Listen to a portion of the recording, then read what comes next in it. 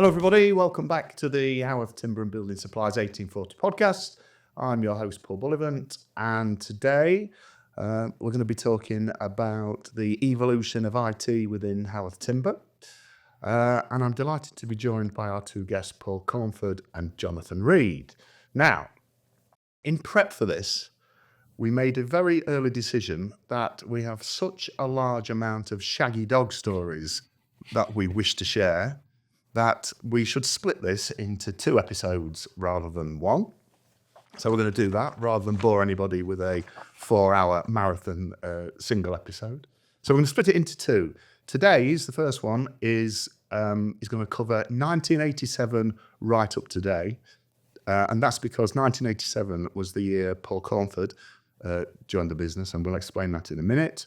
And then the second episode, we're going to focus on the future. So that's the impact of things like AI on builders merchants and the future of technology altogether. So before I pass on to Paul and Jonathan to introduce themselves, I want to put 1987 right into context because, as we said before we started filming this, we've got 3 old men sat here talking, but I would imagine the audience, there's going to be a significant number of people far younger than the 3 of us, and they probably need a little bit of context into this. So remember, we're talking 1987 through to today. Here's a few stats on technology that are very scary and really do reaffirm how old the 3 of us are. It wasn't until 1995 that the term smartphone was coined. It wasn't until 2007 that the first iPhone was produced. It was 2010 when the first iPad was released, and the terms broadband and Wi-Fi weren't commonly used until the early 2000s. We're going back to 1987, which really is prehistoric. I hope you enjoy this episode. Gentlemen, over to you. Would you like to just introduce yourselves, who you are, what your current roles are, and when and why you joined Howarth Timber? Okay, well, I'm Paul Cornford. I head the group IT department, and I joined, as Paul intimated, on the 1st of May 1987. And that was the days when the top TV shows were Miami Vice. The good car to have was a Ford Escort XR3i. And mobile phones were literally the size of a brick. They're not my smartphones. These were luggables. And when I joined the business, there was 1 computer in the whole of the Howarth Timber Group. Excellent. So we really are going back. We're going back to the days of literally no IT whatsoever. I'm just imagining the audience here listening to things like, what did you say, Miami Vice? Miami Vice. What else did you say? There was something else. Ford Escort XR3i, that was the first one. There's a whole group of people listening to this. But they've seen it on Bangers and Cats or something. Yeah, classic. Yeah.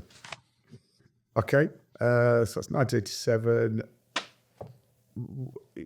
Keep the shaggy story reasonably unshaggy. Yeah. Why did you join Howarth Timber? Well, by background, I graduated as an engineer in 1982, and I joined the company in 1982, an engineering company that was a multinational that put me through university. And I was working, the organisation that I worked for did oil pipelines from wellheads to the production platforms and for distributing oil for oil tankers. And I joined their offshore projects department, and not long after joining, they decided that they needed to move the IT away from the large central mainframes, which is how businesses operated in those days, to the site we were operating on, the division we were operating on. And I was fortunate enough really to be appointed the project manager to head that migration. And so over a number of years, we moved onto some very expensive equipment by current day standards, and probably not that high performance by current day standards. A lot of the engineering design off of central mainframes into equipment on site. And when I'd finished that, one of the things which was very revolutionary at the time was doing real-time shop floor data collection, which was collecting, as you would see nowadays on your smartphone, where it will tell you what your pulse is or how many steps you've done. In those days, that was quite an achievement. And because of that project, I was subsequently approached by a company in Manchester called Franti to join them to do much the same kind of role. But over time, we never, although I was offered the job, we never agreed terms and conditions. And in a last-ditch effort, the recruitment consultant who was working on that case of Francie came to see me, I think really to kind of rescue the decision, but the decision was made. I wasn't going to Manchester. And he said to me at the time, well, there is another job more local to you with a company called Howarth Timber Importers. And I said, well, what do Howarth Timber Importers do? And he kind of shrugged his shoulders and said, well, I guess they import timber. And so anyway, I decided that as a business, that they looked quite interesting. And so I attended an interview I went to Hull for the interview, but Andrew was interviewing me, but went to Leeds. So that wasn't particularly a auspicious start. But to cut a very long story short, they offered me the job, and I was on a number of months' notice with the previous employer, and joined the business on the 1st of May 87. So it was a real stroke of fate then. It literally was a stroke of fate. Nothing planned. Just Wasn't an overwhelming desire at the time to get into the industry. It was just an opportunity to do something different. Where you are all those years later. But all these years later, I'm still here doing things different. Good. Right, Jonathan, your turn. Current role, when you joined, why did you join Howarth Timber? So I'm Jonathan Read. I'm the Group IS Service Manager. So myself and my team, we look after the help desk, servers, network, infrastructure, and the new kid on the block, which is cybersecurity. There's a lot of investment and time and effort put in cybersecurity nowadays. I joined in 1989, November the 5th, 1989. So you're a young boy then? Yeah, I'm the young boy here, yeah. So this is my third job. So I left college. I got a job at a company called Extor in Immingham. That used to be called Tourline, which is an import-export company. I was basically the office junior there. So I went straight from college to there. I did a year there. And then I moved to Leeds and worked for a company called DPBC that produced software for local government, accountancy software, payroll, things like that. And originally, it was just software development, but then I fell into the hardware side of things because we had to install. Okay. So when the councils bought our system, we also sold them the hardware. So I would go along and drive around the country installing the hardware and the software. And like we've just said, this was before the internet, so everything had to be installed from floppy disk.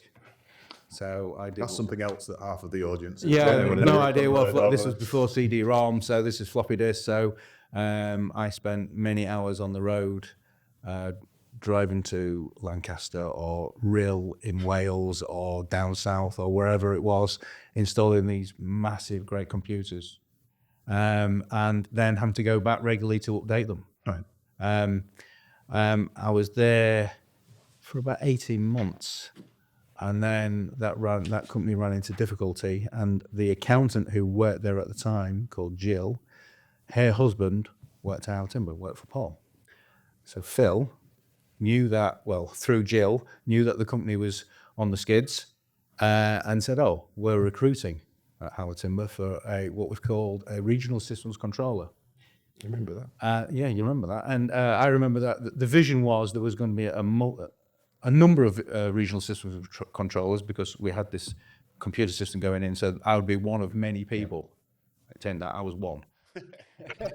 But back then we only had, 12 merchant branches probably, something like that. So it was manageable, if you like. So I started in the company installing hardware and networks and everything. So again, another stroke of fate that brought you to the Yeah, business. absolutely. But obviously you've enjoyed it as well because I'm still here. Those years. Yeah. Right. So let's get into our tour today. We decided to add some structure to keep away from the Shaggy Dog story. Rambling on forever. Rolling into Shaggy Dog story, rolling into ramble after ramble. We'd break it down into three phases, this history of the company. Phase 1, 1987 to 1988, the birth of IT in Howarth Timber. And one of you said this to me, and I thought it was a good tagline. No wires, no network, not even any power. That's phase 1. Yeah, that's what Phase was presented 2, with. the adoption of systems. So that's as we start moving forward and talk about some of the ERP systems, I guess we're talking about, Yeah. that run the business. And then phase 3, it brings us up to 2003, 2004 into the modern era where we adopted Kerridge as our ERP system, and that gives us 3 nice blocks of things to talk about. So let's go to phase 1. No wires, no network, not even any power. That was what we were presented with, really. No. The first business which we computerized was Howarth Timber Importers, and that went pretty reasonably well, to be fair, even though I say so myself. And on the basis of that, the next decision was to start looking at the merchant branches. Okay. But to put that into context, you mentioned the number, or Jonathan mentioned the number of branches. Our last branch on the branch numbering system was branch number 19. So any branch which currently has a branch number greater than 19 wasn't in the group at the time, but not every branch with a branch number less than 19 was, because we did some backfilling.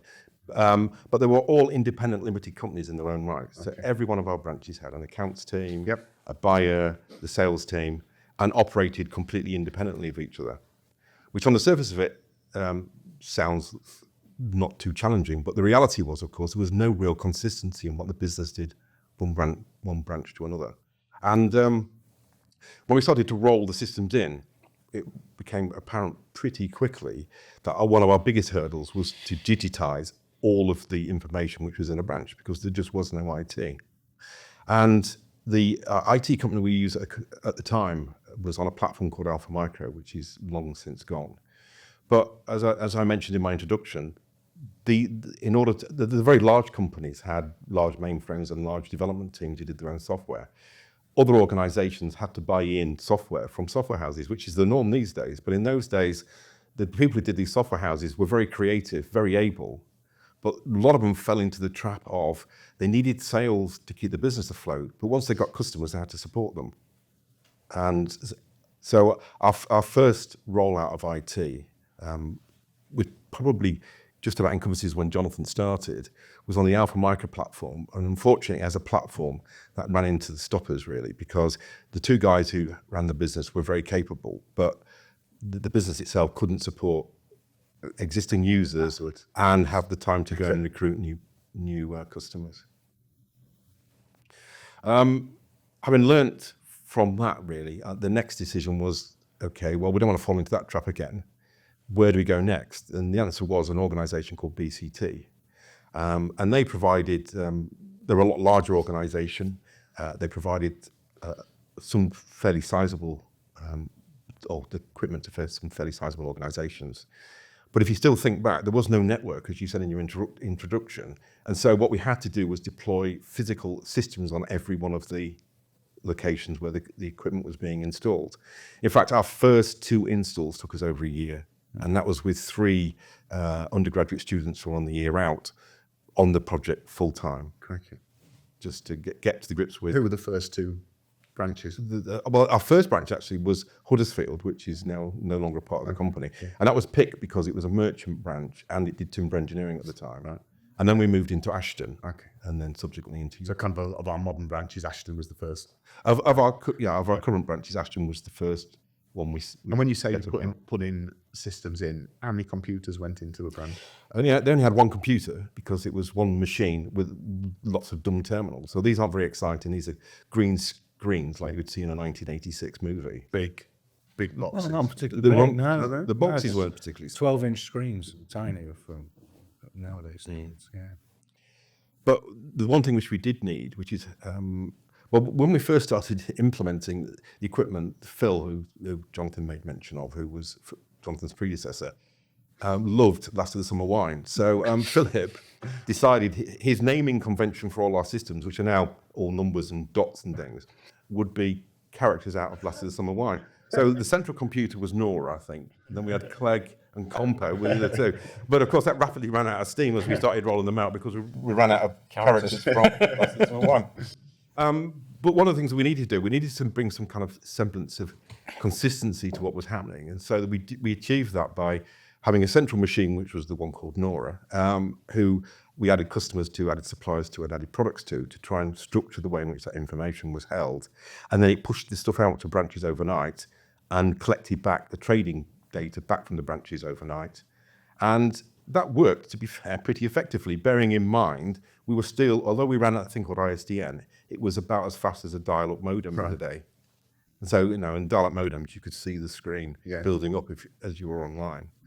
And I suppose the most poignant observation is that whereas today, if you need to know something, you'd go and have a look on YouTube or go onto Google, there was no Google, there was no YouTube. And so it would often take a lot of time to get things to work effectively because all we had was the textbooks that came with the technology and the ability to experiment. And the time. So how long did it? So that covered kind of the first two.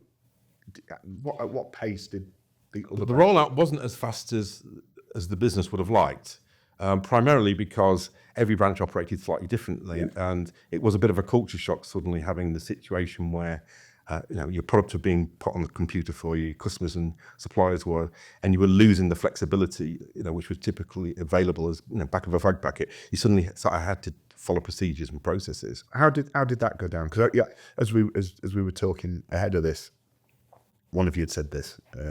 It's made me laugh and I've written it down. Back in the 80s, businesses were built on fag packet flexibility. Introduction of IT systems required structure that brought fundamental change. How did? And they didn't like it. At all? Yeah, as Paul mentioned, because they're all independent companies, the manager of that local branch made the decision, and if he didn't want to do something, it didn't happen. It didn't get done, or it was an uphill struggle. So there was resistance, shall we say? So not only were you fighting new technologies and you're fighting people. You're fighting people. Yeah, because they just wanted to lean on the counter. Which was the worst trade. bit? Which was the worst bit? Fighting people or always fighting technology? Yeah, fighting people is always been. Yeah, because you got to win hearts and minds. And back then, winning hearts and minds was hard work. Did you know at that point? Did you know how to win hearts and minds? I don't think. No, I think we did. We were that good. I mean, looking back, and I cringe at the thought of me delivering training, which is what happened. To be fair, I'm probably the worst person to deliver any kind of training. But of course, we learned our lessons the hard way, as did a lot of businesses, and we weren't unique. And we now have dedicated trainers who deliver the training because they're people, not tech people. And the last thing in the world you want is tech people delivering training. Yeah. There's two other things we've talked about, which take us back to that time. Back then, IT was just a tool to help us do what we did, but it now underpins everything the business does. So I guess that was the challenge, trying to sell the benefits to people. Well, it constrained people, and that was the biggest challenge because. So how did you sell? If even you guys felt it constrained? No, I know our business felt it constrained people. You didn't. No, we saw the vision. Yeah, or was it hallucination? But we saw the vision that, ultimately we had the capability to do a lot with the IT, because one of the things we didn't have, and you take for granted these days, is all the kind of analytics that you would look at these days. Yeah. The focus systems, the data warehouses, things which tell you what customers are doing, and now, as you mentioned, the next discussion will be about predicting what customers are doing. And in those days, the only way you knew what customers were doing was if you knew. So it was only easy if you knew the answer. And so that was where we saw the real value of the IT, was to structure the way in which the business operated, to get some consistency, and ultimately, obviously, to streamline the way the business worked. Who was driving that agenda within the business then? Nick and Andrew, obviously. It was Nick and Andrew predominantly. So they got the vision to see what was coming down the line, and all of the things like data and analytics. Well, you needed the vision, because I think, to be fair, in the early days, you would have given up the project, but for having the vision, because it wasn't straightforward and it wasn't easy. And the technology didn't lend itself to the kind of way we operate these days. And the rollout was sufficiently slow that we decided one of the most challenging elements of what we did was to digitize the information we had in branches. So we had a parallel rollout with a system called TAS, and the purpose of TAS was to introduce the concept of computerized ledgers and billing to branches up front of us trying to computerize them. The benefit of that was that we had the data digitally, albeit it was on a floppy disk. How did you digitize? So are you talking about taking paper ledgers, typing it back into the computer? So it was manual, physical typing in. That's the only way to do it. And there wasn't massive, there wasn't the 100,000 products or whatever we've got on the computers these days. We probably used 10 or 20. because all we used them for was to put a description on an invoice so that we could put the invoice value on a ledger so we knew how much customer owed us, or put an invoice on the ledgers and we know how much we owed a supplier. But we rolled that through the business so that when we went to try and computerize it, as we subsequently did, we had the ledgers computerized, and the branch was at least structured in the way it operated within the administrative element. When did customers start seeing the impact? That was when a spree went in. Computerisation. Yeah. That'd be a few years down the. Well, was at Huddersfield. It was at Huddersfield, yeah. I spent a lot of time at Huddersfield. I spent about 18 months at Huddersfield because, like Paul said, we were the only people that could install it and teach it as well. So I did a lot of driving to Huddersfield. And at the time, well, I still do. I live in Grimsby, Cleethorpes. So that was a lot of driving backwards and forwards to Huddersfield every day, 3 or 4 times a week, and installing all the kit. Do you remember what customers thought when they started seeing computerisation? To be honest, no, because we would have, in the nice way, dodged the customer. Because there is one positive observation. We drove over here this morning, and we used to say that in the day we could get from Grimsby, where we both lived at the time, to Huddersfield, which is about 100 and something miles, and you could reliably do it in an hour and 20. Yeah. You get to Leeds in an hour and 20. So in those days, the roads were far better. Sure. Horse and cows back in those days. So you just dodge those. Yeah. So that first phase we're talking about, then the initial rollout, when did that kind of come to an end? When did we got the majority of branches? The branches we had at the time, they were on sort of 96, 97. I was going to say, it was like a 10-year. The first phase. Yeah, although the first couple of years we were working on the importing company, and then subsequently we had a false start, as I said. But yeah, ostensibly 8 years doing the timber merchants. And at what point did the business start to accept it rather than push against it? I think by the time we'd got that first phase through, there were sort of... So it's 10... Yeah, I was by 96, and by then we'd got the infrastructure in, because going back to what we said earlier, we didn't have enough power in the branches, we didn't have any networks. I remember going to York and installing the first network, and they had, I think that they'd just rebuilt the offices and they had the admin office up above the shop. And I remember working in there and putting my foot through the ceiling as they were building it, and I having to go to Nigel Room at the time and saying, sorry, I've just put my foot through your new plasterboard ceiling. And for years, I don't know if it's still there, for years, if you went into the gents' toilets, looked up, there was a bit of extra piece of plasterboard where I'd put my... Where you put your foot through it? Where I'd put my foot through it. That's always good to leave your mark, isn't it? I did, yeah. So by the time we'd put foot through the ceiling and broken their spirit, I guess, with the first computer system, they became more accepting of it. Yeah. One of you had mentioned this to me as well. If ever the system failed, it didn't impact the business much, as it didn't do much. Is that fair? It's probably glib, but it's probably true insofar as, because every branch had its own machine, if we lost a machine, the only branch that was impacted was the branch that had the machine in. And because we computerized what we did, and it didn't, there was no stock control, we just ostensibly put orders on and billed customers and processed suppliers' invoices. If the system was out of action for a few hours or a day, then everybody knew what they did before, so they just reverted. And some of them preferred it. Had the nostalgia as a bit of paper. And back then they had a lot of staff. I remember Huddersfield, they had 3 people in the admin and an accountant, and that was just so they could do it. They had the staff to do it, to go back to manual systems. Not that we advocated it, of course. No, but people wouldn't miss an opportunity to get the pads back out. No, given the chance. Yeah, manual order pads back out. Yeah. Was there anything that you did that ultimately convinced people it was the right thing? Was there a moment in time where you thought, right, we've nailed it now with people get it? I suspect at the time it was viewed as quite disruptive, but the point in time, I think, where the picture started to be drawn was the point where, instead of having Howarth Timber Scunthorpe Limited, Howarth Timber Grimsby Limited, all of the branches became operating branches of Howarth Timber and Building Supplies, as is now the case. Yeah.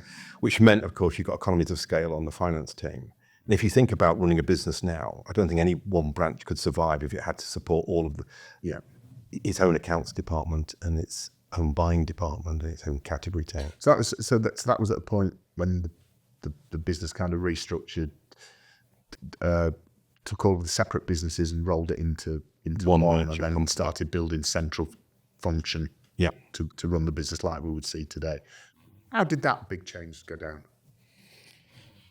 Not well at the time. There was a project team put together which comprised obviously IT, the suppliers, Nick and Andrew to a more limited degree, and a couple of branch managers who were in the know. But it was probably one of the most risky IT projects we've ever undertaken in the business, because it had a massive opportunity for going wrong. Yeah. And so it was kept under wraps until it was announced at a managers' conference in January or February of the year we were going to deploy this change directly following the year end, so 1st of April of that year. I think you could have cut the atmosphere in the managers' conference with an eye, frankly. It was stunned silence. And it probably stayed like that, because obviously the ramifications of what we were doing meant that ultimately some of the resources in branches would, in some cases, move to what is now the central accounts team. Yeah. And there would be changes in the way in which branches operated, not least of which was a perceived lack of or loss of autonomy.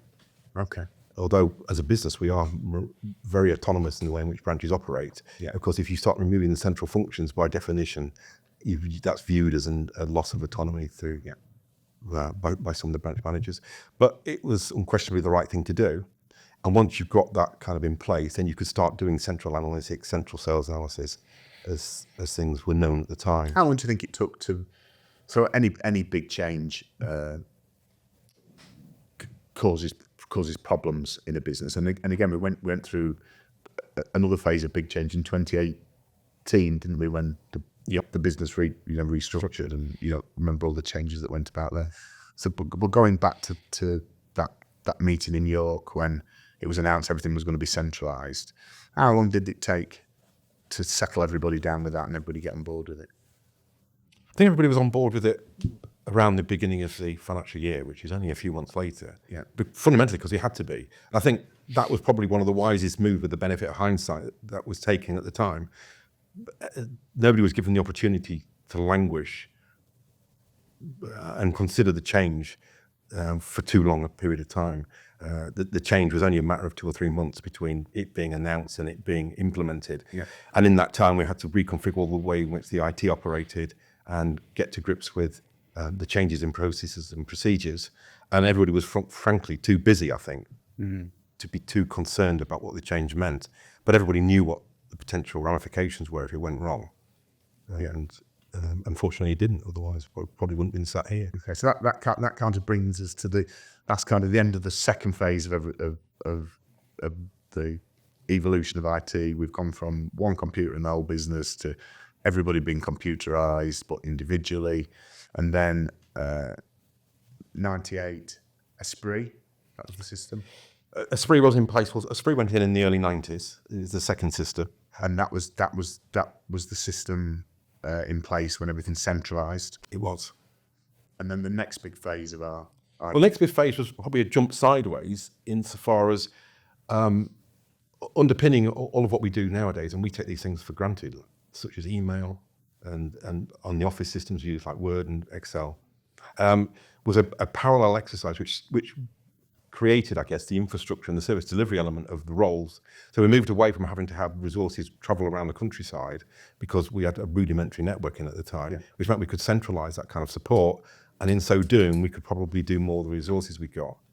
And so in 1996, we registered Howarth-Timber.co.uk. Okay. And to put that into context, that's 2 years before Google. And we registered it because we needed email addresses for our hardware manufacturer, Hewlett Packard at the time, who insisted on using email to communicate with clients and customers.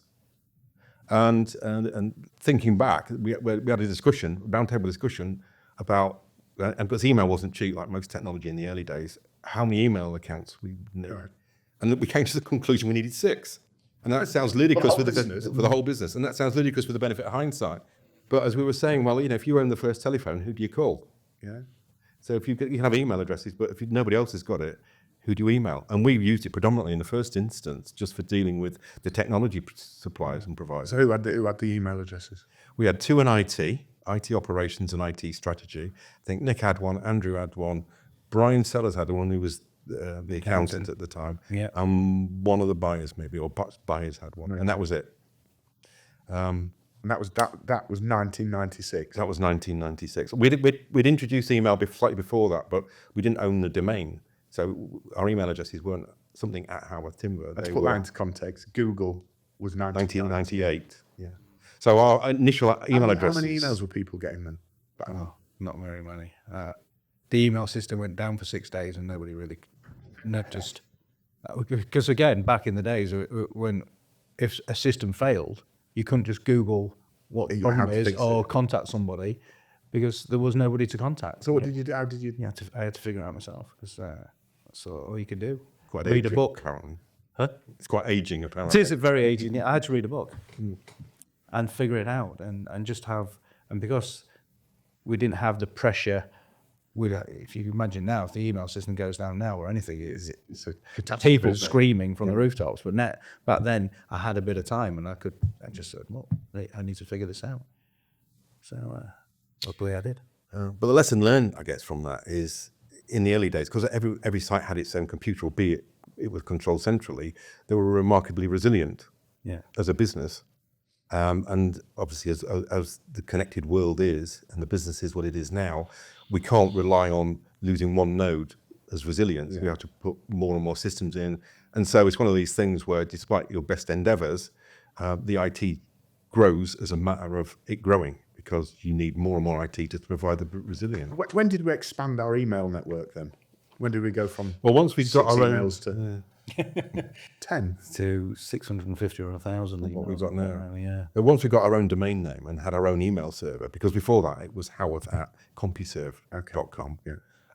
Then you weren't paying per email address, although curiously you are again now. But so we could deploy them, but of course then you needed some equipment to receive the emails. If you had green screen terminals, you couldn't do it. You had to have a PC.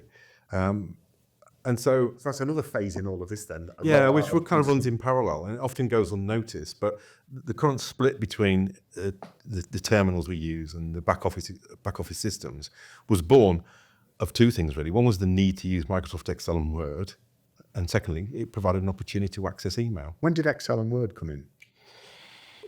Oh, well, it was Corel before that. It was WordPerfect and Quattro Pro before that. So that was in the 90s. But the move to Microsoft was probably in the mid-2000s, I would have thought, because WordPerfect and Quattro Pro just wheels to be. Without spreadsheets. Yeah. They were wonderful. No, we couldn't survive, could you? We couldn't do it now. But the place runs on Excel I still. wonder what we did before Excel, because everything's on Excel, isn't it now? It was Lotus 1, 2, 3. Yeah, and before that... You mentioned stuff that I've just never heard of. I'm just nodding polite. Before that was a thing called VisiCalc. Yeah.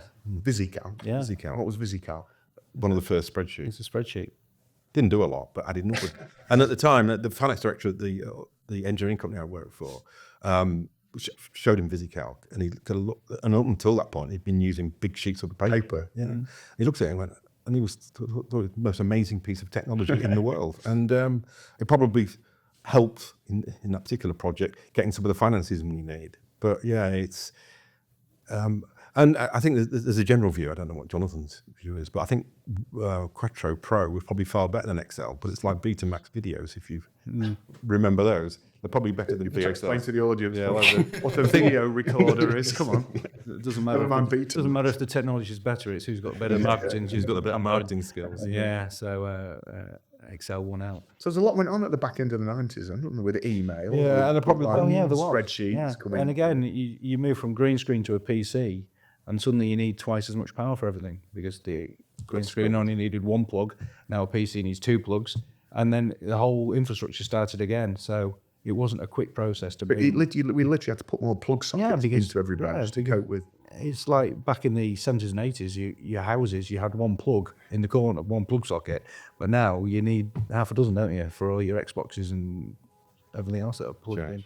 So yeah, back then, it was the infrastructure that slowed us down. So how many PCs did we put into each branch? Well, initially one. One. So it was one Yeah, email it was address the for the The branch. administrator had the PC. Okay. And then maybe the branch manager had a PC, but usually not. Because they usually like that. No, they want a PC. And that must have been big desktop. Yeah. They were pretty sizable pieces. Yeah. 17-inch screen, massive, great things. Yeah. And again, What size hard drives would they have at that time? Well, we might have 10 meg. Green Greg. No, everything was in megs. megabytes. Yeah, everything was in megabytes. Yeah. It's a 286. Is that what they were? Is that how? 10 megs was a lot of disk storage in the day. Obviously not now. And then You won't buy a phone with well, I think the average smartphone's got 128 gig in it or something. Yeah. whatever they are.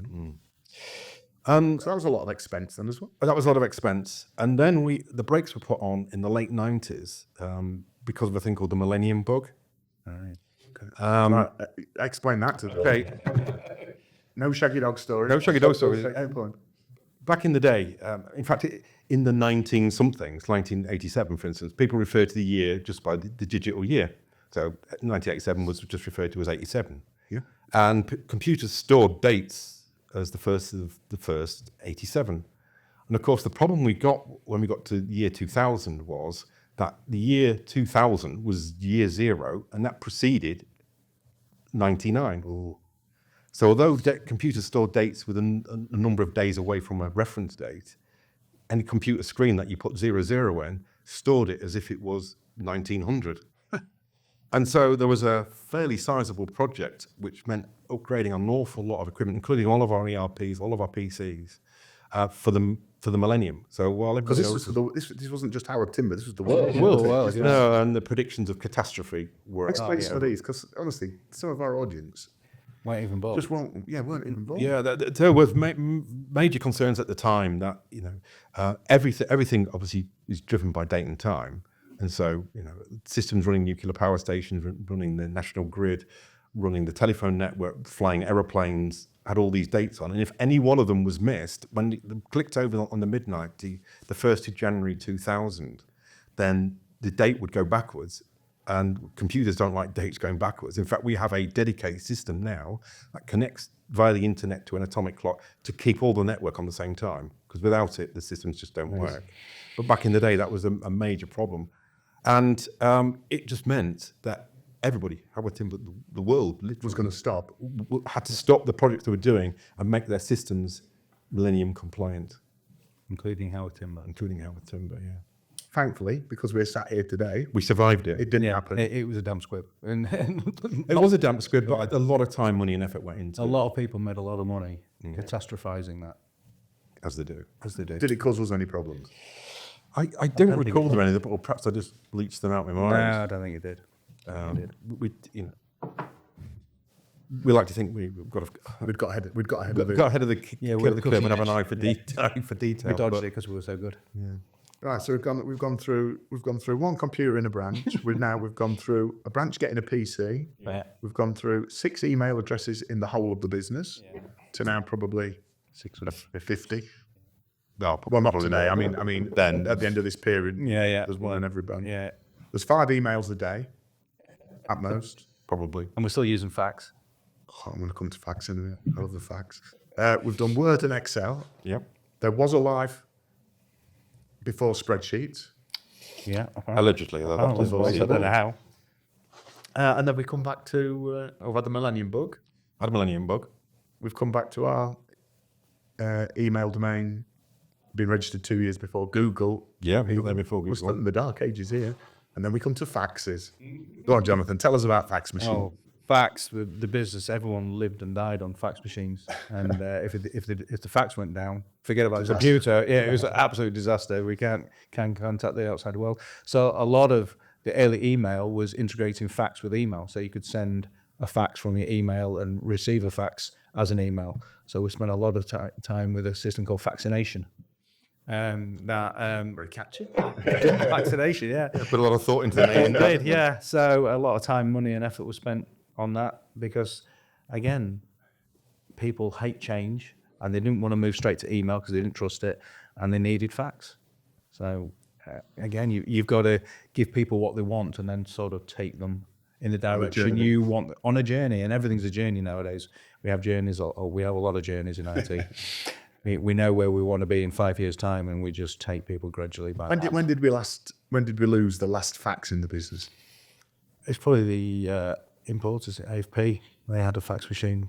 Well, until probably 2010. Probably later than that. It was still there, but They're still churning away. Drilling away, because And a lot of the photocopiers still have fax capabilities. Okay. So there was still the Do you remember the changes from the old faxes that had that heat-sensitive paper. paper on a roll? Thermal paper. That was it, yeah.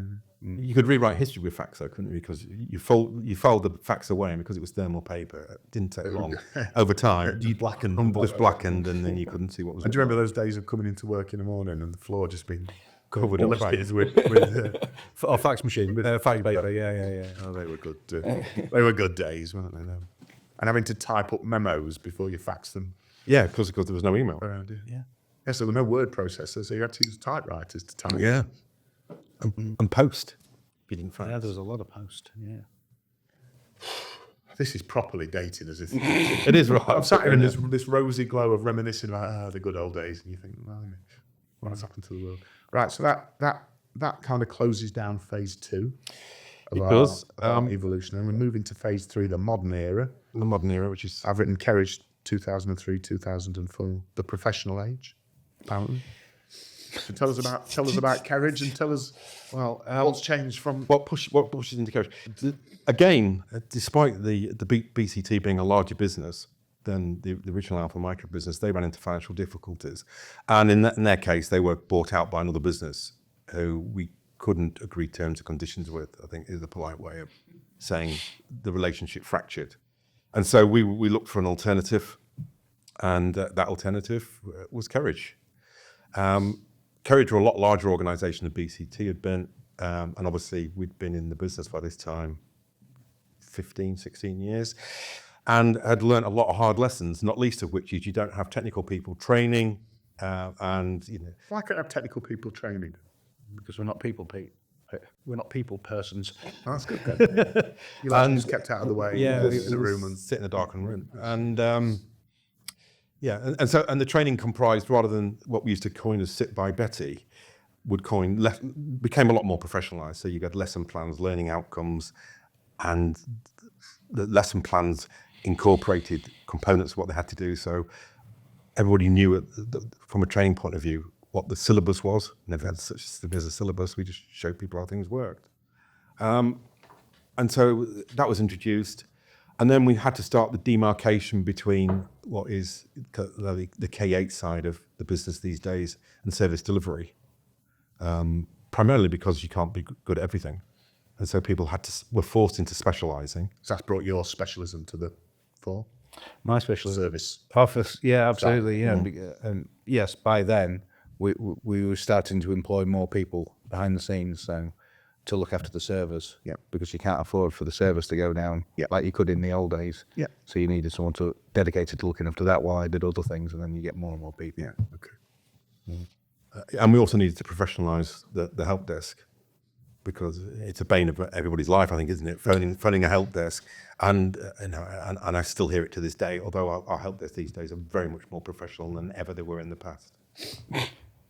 Yes. What do you snigger for? No, I was waiting for your reaction. I was waiting for your comment as you you were looking off into the distance. But No, that was ask the audience. I'll avert my gaze. No. I was having a crafty look at the quad. Yeah. No. The help desk that we have now is night and day different to the help desk we had 10, 15, 20 years ago, where we used to employ the cheapest, spottiest oik that we could find and say, answer the phone and help people, and they had no interest in helping people. Now it's like everything else. We have to. It's a career elective. It's a career. People want to do that job now, so that's who we employ. Where did the B acceleration come? Because even we were talking about the end of the 90s, and it was still about the introduction of email, Word, Excel, all that stuff that's just the norm today. Kerridge was in the early part of 2000s.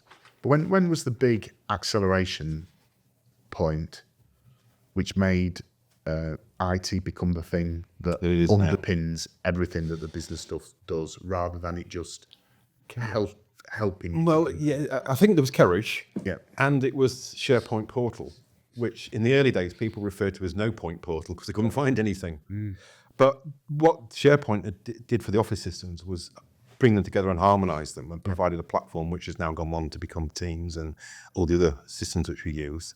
So that was that element of it. And then obviously, as So SharePoint, for those who don't know, is our internal intranet. yeah. And when did that come? 2003, about that time. Post millennium. Yeah. So that was kind of our first strides into collaborative work. Yeah, doing- and that's sharing, the yeah, basic sharing of information, things, yeah. things from. And now, of course, that underpins, isn't it? I mean, SharePoint is effectively the way to distribute information. OneDrive is the way to store information and share it.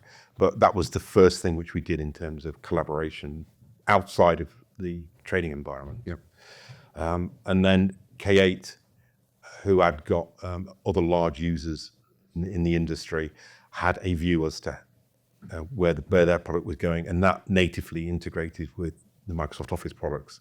And then before you knew it, there was a very fine line, in fact, no line after a couple of years between our Office systems and our trading systems, and they both collaborated and relied on each other. And what were the key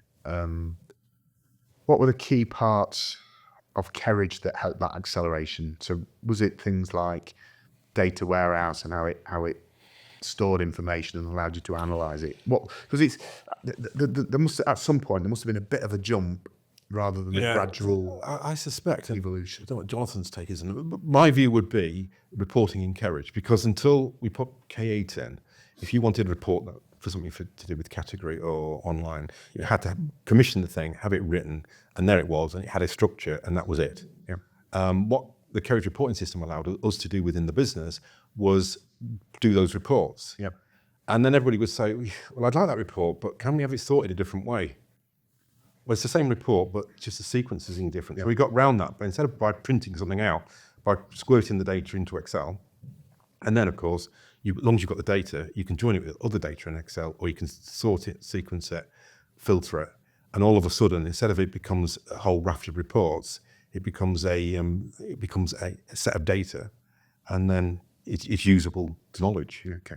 Can you think of a point at which so we started back at 87 and we've gone to the 90s and in the 2000s, and we've gone through that whole cultural change of where people wouldn't. Well, I suppose it's that bell curve around adoption of technology. People just couldn't understand it, didn't see the benefit for it. Slows us down. Can you think of the time when that mindset switched and it became an absolute necessity to have it, and if you took it away, people wouldn't be able to. Probably creeps up on you, doesn't it? Well, it crept up on us. I think the first thing was the introduction of Office 365, which put everything in the cloud, and then all the data was there.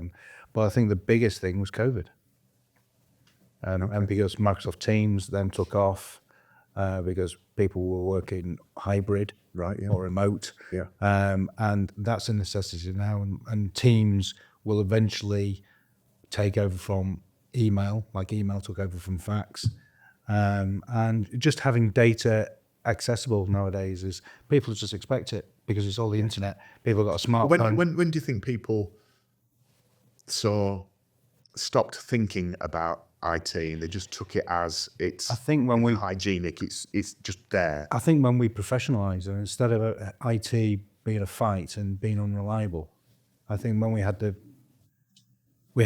systems in place, but then we got the IT people in place, and it became an easier win, if you like, to install something because they knew it would work, and we had the professional trainers come in and do that, and behind the scenes we had server guys and network guys and whatever looking after it to make sure it didn't fail, because a lot of the time in the 90s and 2000s we were fighting fires all the time.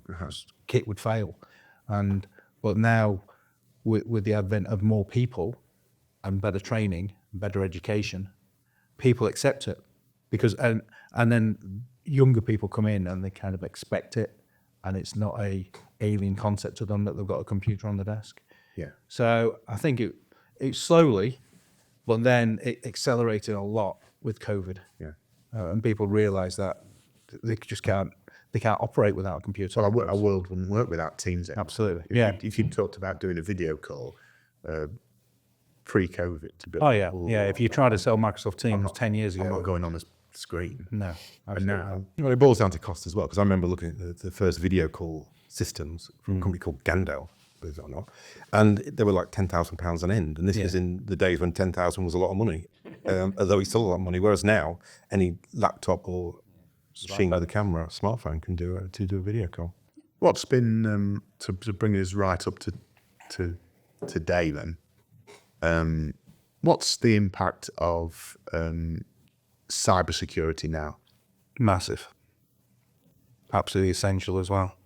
It's one of those things that you have to spend money on and invest time and effort into and take seriously. Yeah. Because cybersecurity or the lack of cybersecurity and the lack of cyber awareness and training would decimate the business very, very easily. Indeed. So, which is why we talked about journeys earlier on. And we've been on a 5-year cybersecurity journey since 2001. And we're just getting towards the end of the first 5-year phase, if you like. And what we started with, where we are now, is night and day different again, because we had antivirus software back in the day, and we thought that was enough. But now we've got all kinds of systems. Do you remember the first cyber attack or virus attack that we ever had? It was Trojan, and that's going back 2015, 2016. Yeah, I was going to say, but back then it was in its infancy. So as little ago as 2015. I mean, well, we've had viruses for years and years and years, probably 20 years. As long as we had computers, there was always somebody with a virus. But that it used to be annoying more than dangerous. But then were viruses malicious? As in, no, they didn't realize it was people just messing and fooling around, basically, the first ones. But it became. So I was going to say, the first virus is actually written as a piece of self-replicating code to see how big the internet was. Yeah. I think that was done in the 80s, and I think else was 12,000 machines or something. Yeah. So there's kind of a time when viruses were just annoying, Annoying, not malicious, and then the maliciousness. But then the ransomware came along, where fifth. it would take over your computer and hold you to ransom and literally wreck your business. When we were talking, prior to this, you'd said this, and it stuck with me, and that was that kind of back in the day, it was all about keeping kit running, whereas nowadays it's all about stopping people hacking us. Yeah, because keeping people out of the kit running stuff just naturally happens. Yeah, absolutely. Now, Yeah, so On a good day. yeah, so now we have systems now that recognise if someone's logging in from Leeds, and then 10 minutes later the same person logs in from London, it stops it, because it's probably somebody hacking you and just trying different routes into the system.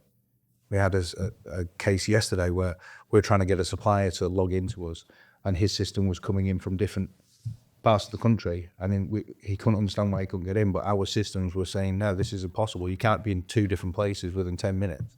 So it stopped him from coming in. are we constantly under attack? Yes. Yeah, we've given up counting.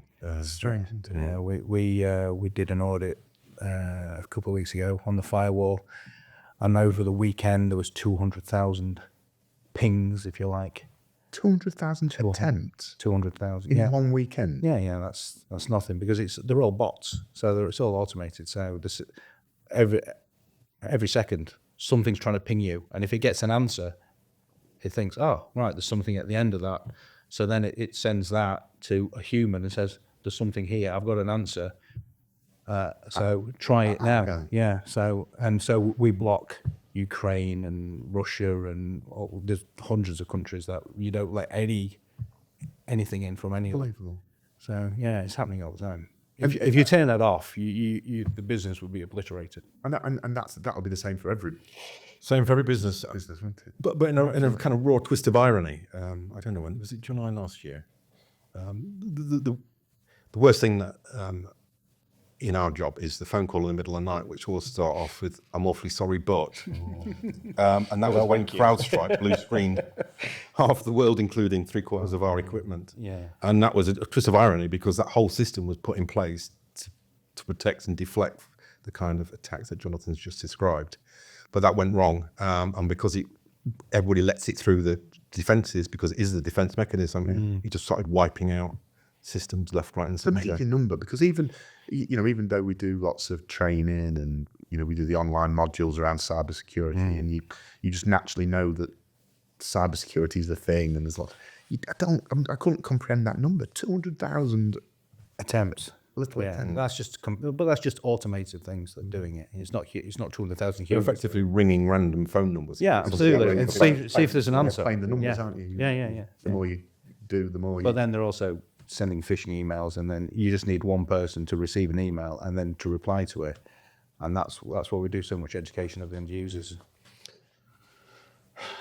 Yeah, so we only need to concede one goal, and we're in Dwellable. trouble. Yeah.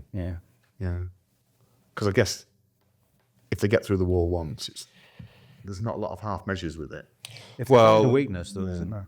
We have systems that will kick in if they get in, Yeah.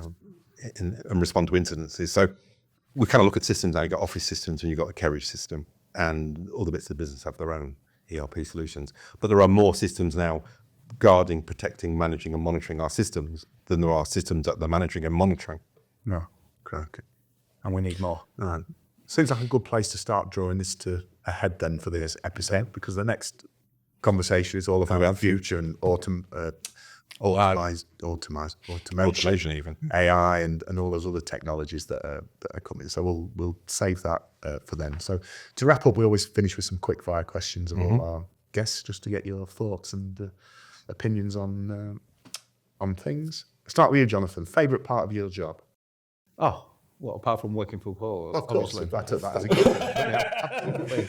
absolutely. Just the no day is the same, but working with a great group of people. My team gave me through the day. I've got to say that, as they'll be watching. But yeah, and I've been here 35 years, so I must enjoy it. Must be something. Yeah, there must be something in it. Yeah. You can't say the same. No, I'm not just saying Working with Jonathan. You can't say working with Jonathan clearly is the highlight of my life. I know No, it's changed over time, and back in the day, it was getting things to work, and then I'm an analytics geek underneath it all. But I think I'm in the position now, been in the role nearly 40 years, that most of my time now looks to making sure that the services and the department is ready for the future, and so succession management, bringing in new blood to the team. Who are going to carry the mantle I'm just listening to this very carefully. into 20 or 30 years hence. So that's probably the most enjoyable bit now. But as Jonathan's right, no 2 days are the same, really. And I don't like the excitement of system failures, but you love it, don't you? Quietly. No, Yeah, could do without it. You like the adrenaline rush. no. Liars. Jonathan, most difficult part of your job? It's the call in the middle of the night or at 10 at the night, and having to react and having to get everyone online and activated. Do we get many of those? No, but when they happen, it's Once a year, maybe. yeah. Okay. For you? It is exactly the same as I. No, not having that. Yeah, okay. That's typical. Yeah, no, it is unquestionably. Dealing with the unexpected. When I say you can't have it, I then thought that's maybe a bit unfair. But actually, when It things is. go wrong in your areas, they They go wrong catastrophically. It's not just our area; it's the business has gone wrong for it, and you've got the weight of that. Probably in terms of the failures, if the failures happen, we've got to recover from it. Probably the most difficult bit is prioritising, because everybody's in their own mind's eye is the most important element of what we do. Yeah. But internally, we have to prioritise the business as a whole, and that doesn't necessarily mean deferring even to the directors of any one of the business. It means getting our infrastructure back and then rolling it out. So we have a mechanism which we follow and doesn't change. And I'm not going to say what it is, but that determines the order in which we bring things back. All right, that's good. Most crucial trait someone would need to do your job? Patience and know how people work. Okay. It's not necessarily the technology. You've got to get the most out of the people that then do the work. Okay. So for me, that's something I've learned, and I take a step back and I let them do it rather than I can do it, obviously, I can do it better than they can, obviously. But I just choose not to. You've said obviously too many times. There's a lot of obviously in there, aren't there? Why patience? Because IT can be frustrating. IT. Tell us about it. Yeah, absolutely. The user, it's frustrating. Yeah, the user is frustrating. Obviously. But obviously, as someone who's got to implement it as well, it can be frustrating. So, yeah, we feel your pain. Obviously. Obviously, yeah. Paul? I would have said an eye for detail because it underpins everything we do. Often the difference between something working and not working is a full stop and a comma. And without that eye for detail, you could spend an awful lot of time. You are probably the most detailed person I've ever met in my life. And that's the polite way of putting it. Yeah. Anally retentive, I think, is it? I was trying to give you a compliment. Oh, right, well, thank you, Paul. Yes, we're not used to it in IT. Sometimes I sit in a meeting with you and you start going into detail and my eyes just glaze over and I think, somebody needs to make sure this happens though. So, And that we're in good that's hands. the IT team. So. Yeah. You are appreciated with your detail, obviously. Jonathan, last one for you. Best piece of advice you've ever been given? Oh my goodness. Go and work for Howarth Timber. There you go. Pull that one out from somewhere. I've probably been, I mean, there's two. One is it's my paternal grandmother who said a pig gets no fatter for the weighing. Say again. A pig gets no fatter for the weighing. I should say that they were farmers, so that Makes totally, sense. yeah. But the most pervasive of all is turn it off and on again. Yeah. How could we have? IT, not answered. Best piece of advice. Yeah. Turn it Well, off and and it's, on. Turn it and on. it's still true to this day. Yeah. Well, that is the perfect place to finish. To finish this. Thanks you both for your time. It's been very, very interesting. It's made me feel really bloody old. Yeah, you and me both. Thinking about, how things have moved, so quickly. And it's probably our generation is the only generation that will remember pre-internet and internet. And XR3Is. And XR3, Yeah. I honestly remember going on the internet for the first time and thinking, Christ, what kind of magic is this? It's been really good. And you're going to be you passed your audition now. You're very welcome. Thank you. Thanks to the second one. So we'll give you a date now and get you booked into that. To the audience, thank you for joining us. Hope you've enjoyed it. If you have, it would be great if you could like and subscribe across whichever platform you're watching us on. And if you could, tell people around you think might be interested that we're here and tell them about what we're doing. So thank you for your time. We'll see you again soon on another episode. Thank you very much. Bye-bye. Thank you. 1, 2,